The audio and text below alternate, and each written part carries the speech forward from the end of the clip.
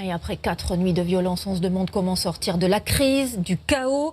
Qui sont les manifestants, les émeutiers, avec parfois dans les rues ce drapeau de l'Azerbaïdjan. Ce matin, un 3e conseil de défense et de sécurité s'est tenu en 3 jours. Noé Gandillo.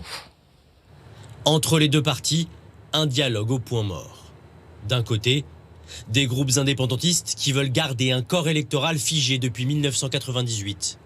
De l'autre, un exécutif qui ne semble entrevoir aucune porte de sortie de crise et qui pose ce matin une condition préalable à la reprise des négociations. Il n'y a pas de dialogue avec des violences, ça n'est pas possible.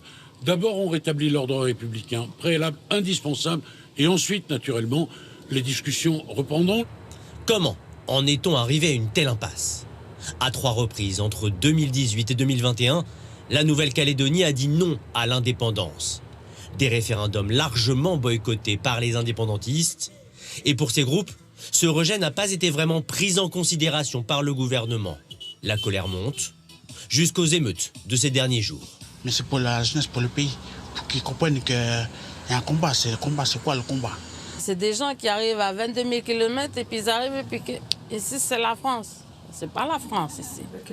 Dans les mains des groupes indépendantistes, au milieu des bannières kanak, on distingue souvent des drapeaux de l'Azerbaïdjan. Une ingérence étrangère dénoncée par la France et une entreprise de déstabilisation que l'on retrouve sur les réseaux sociaux. Ces messages anti-France, les drapeaux de l'Azerbaïdjan qui flottent au moment des manifestations en Nouvelle-Calédonie, etc., c'est pas la première fois qu'on les voit. On en a déjà vu il y a quelques mois et ça fait plus d'1 an qu'on voit des messages anti-France circuler en Nouvelle-Calédonie. La France est un des soutiens principaux de l'Arménie aujourd'hui, notamment dans ce qui se passe dans la région du Haut-Karabakh. Et cette position ne plaît pas aux autorités azerbaïdjanaises. Pour limiter les contacts entre les émeutiers, le gouvernement a annoncé l'interdiction de TikTok. Et ce matin, en Nouvelle-Calédonie, il était impossible de se connecter au réseau social.